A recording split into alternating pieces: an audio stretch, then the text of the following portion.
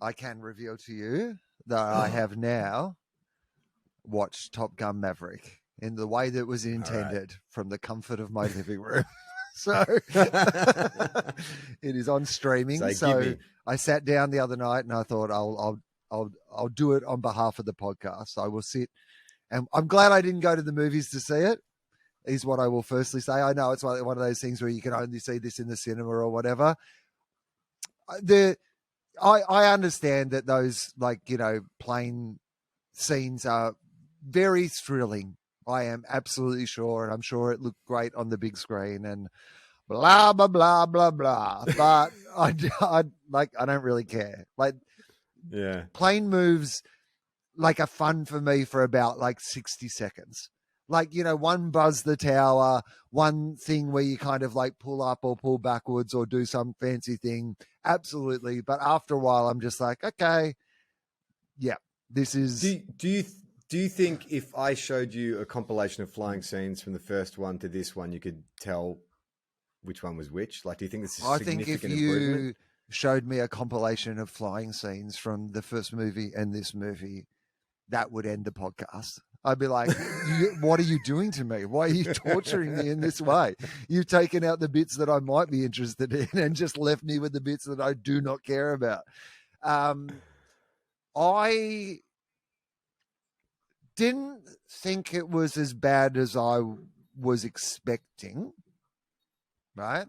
But I certainly didn't love it. I certainly didn't have that sort of like feeling that people it's the greatest had where they absolutely loved it. I didn't understand that. I didn't think it was terrible. I thought it was like one of those movies where, like, I'm like, I thought it was fine, but I would absolutely never watch it again. Like, there's nothing in it that I needed a second look at, you know, or a second version of. Well, I mean, it's because you had a really good primer. I mean, I think if you just watched it cold the first time, you might have to go back and go, did they really dress Miles Teller exactly like Anthony Edwards? Well, so the thing that I don't get, so I actually think that it's even weirder than you had explained to me. Oh, okay. Because the logical inconsistency of how they tell that story in the movie is just so terribly done. Because they have all the ingredients of how you could have told it properly and very easily, but they get so messed around in the idea that, well, see, what I didn't really get was that Rooster and Maverick have had some sort of relationship together that was only soured by the fact that he pulled his application to like Navy pilot school or whatever it was. You know, that it's at that point that it seems to have all gone pear-shaped, right? And then that initial scene where, everybody else is in uniform in the bar and Rooster comes in Goose cosplay, like, and then sits down and plays Great Balls of Fire as Maverick. To me, the only explanation for that entire scene is that he's doing it on purpose to get inside Maverick's head. Right? That's what a twisted psychology. Only possible explanation for his behavior in that moment. Like, he knows Maverick. Oh, he sees Maverick that at the bar. So he doesn't dark and twisted. These guys were best friends at one point. I'm going to impersonate your dead best friend to fuck with you. That's what it feels like. It's the only explanation for it, because like Rooster knows how much it'll get inside Mav's head. Mav's made his play, and this is Rooster's play in return, is this idea of like, I'm going to fuck with you in the same way as you fucked with me, right? Like, there's so many weird bits about it, because if Rooster is so mad about this and thinks that Maverick, because there is this weird thing when they then try to play with the idea of like, does he think that Maverick's responsible for Goose's death? And I'm not sure that he actually does think that Maverick is responsible for Goose's death. It's more about the fact that he like pulled his application for the flight school, and then it gets really messy. And then the resolve, which you just know is, I mean, the resolution of it is just so, again, I mean, the message of this movie is terrible. Like, it's just so terrible, because the one thing that comes down to the message of the movie is Don't think, do. That's the message of the movie. Don't think, do. Hey, you thought too much. Just do it. Don't think about it. Like, no wonder this movie has been so popular in America. This movie is America. This movie is, I get like that it's about Tom Cruise and the last bit of movie making, that his kind doesn't really exist anymore. That and that's what Maverick is in this movie. He's someone, a relic hanging on to, but there's no sense of he's a relic for a good reason.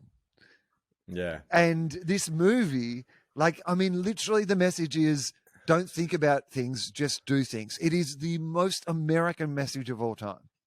Like, if America had a slogan under the flag, it would be don't think, do.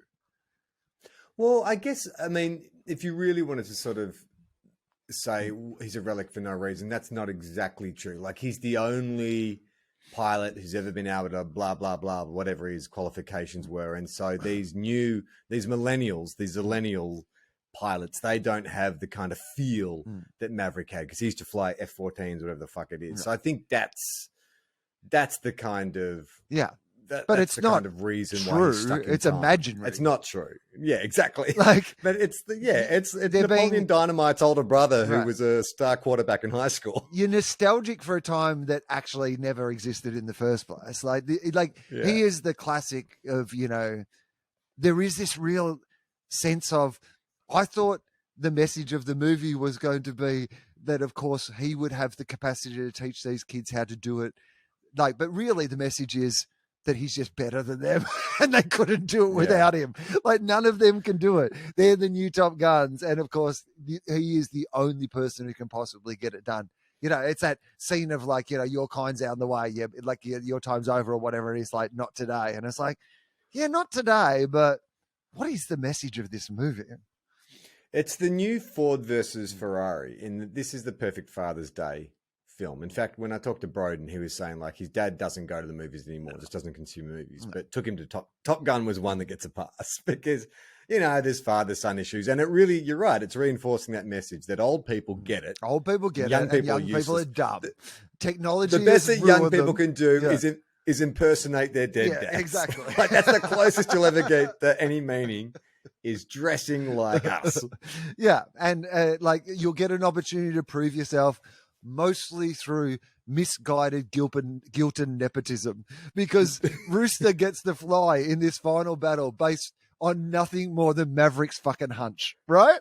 Like, like he hasn't done anything to prove in the times. Like, in fact, if anything, he's been the worst performing of pretty much anybody in all the trials, Rooster. And then Maverick's like, no, this will rebuild our like relationship or whatever. You're right, because he fails all the kind of practical exams like everyone else, and then he's really sulky in class. Like he's actually the other guy, the arrogant dude, should be rightfully pissed off that he wasn't. He's the best pilot by far. He's done everything, nailed everything, and comes and saves him at the end. Spoilers, but like he's the hero of the movie. I don't know why you've made him look like a dick. And what did you think of the sex scene sort of thing? The lovemaking sort scene. of thing. It's not really a sex scene. Sort of thing. Like, did you find it weird and off-putting?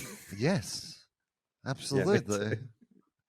Because also I couldn't work out what we're meant to... Again, I thought they had some interesting things to play with, which was... And they almost got there a few times, right? Like, they almost understood that he is actually a figure that can be pitied, or a figure that, that the truth of it is that he has something in front of him that would actually be good for him, but he can't, like that his ego and whatever he needs to prove, in the air is like stopping him from like, having what he actually needs on the ground and in his real life. And they did touch on some of those things, but gee, they really just... like hinted towards it rather than grappled with it or dealt with it. The most emotionally connected I felt to that film was when she rings the bell and he's got to buy the bar around. Because I was like, oh, fuck, how much is that? And then I started thinking, what would I do in that situation? Would I just refuse to pay? Because let's say that, how many people do you reckon in that bar? Maybe 200? Yep. 200. 150, 200, 200. Let's say 200, $5 a drink. So it's like $1,000. That's a fucking lot of. That's not just a practical joke. That's significant. That's like someone's rent, or like a fucking down payment on something. Like, that's a lot of money. I mean, it's a practical lesson in not disrespecting women, though. Like, she's just decided, like, I'm in this mostly male environment. I'm literally going to have to ring a bell, like, to make sure that I am treated. I actually thought, in a way, like, I mean, obviously the power dynamics of it are not played in this way, but in my head, that bit of storytelling made some sense to me. You're running a bar where the majority of the people in that bar are men. They have this very sort of arrogant military, like, energy towards them, that alpha sort of energy towards them. And you need some way to make sure that you're not constantly being hit on and disrespected by the people who work here. Here is the rule. I have this bell, and it's what you were talking about earlier. She's using mob mentality as her weapon, right? She's weaponized this idea that she doesn't need to enforce it. The bell enforces it because everybody else, she's like got them on the side. The person has to buy a drink for everyone in the bar. That gets the mob on your side, and the mob are also the people who are going to enforce your rules. Like, to me, that was actually, I was like, oh, this is a clever dynamic for being able to manage like a tough situation if you were like a woman running this bar. Most sets I've worked on have a rule that if you bring a phone on and it goes off during a take, that you have to buy the crew beer. And it happened to me once. It's like, oh, fucking like everyone, ha ha ha. And so I went to get some beer, and I went with one of the crew members, because the bottle shop was around the corner. And I was just going to buy like Tui's New or something. And he's like, oh, no. Like, you're buying some imported beer. Like, you're buying. And I remember I was like Maverick at the time. I was like, but I mean, this is the difference between like, $75 and 150. Like, come on. And he's like, no. And I was like, oh, okay. Shakily had to hand my can over to reward the crew. There's something that I imagine that they don't do to everyone, but they think the cast, they can bloody penalize them. Yeah, absolutely. But I thought that was like, that part of that story, I didn't mind. The bit of it that I did not believe in any way was that if Mav is this legendary Top Gun pilot, the best of the best, the only guy who can fly these sort of missions, and he is best friends with like one of the, biggest admiral, most powerful men in the military, and that he's a legend of the Top Gun program. The idea that all these young gun Top Gun pilots did not recognize him in that bar, when he looks exactly the same as he did when he went through the Top Gun program. Is like if he was an old man, like if he looked 30 years older, you'd be maybe like, yeah, who is that guy with the beard in the corner? Yeah, oh, you never believe it. That's actually Maverick from the, like the legend. But you're like, yeah, who's this old man? And you're like, it's Maverick, the most famous pilot in the thing that you did. To see the full video, join our Patreon. Patreon.com/TOFOP.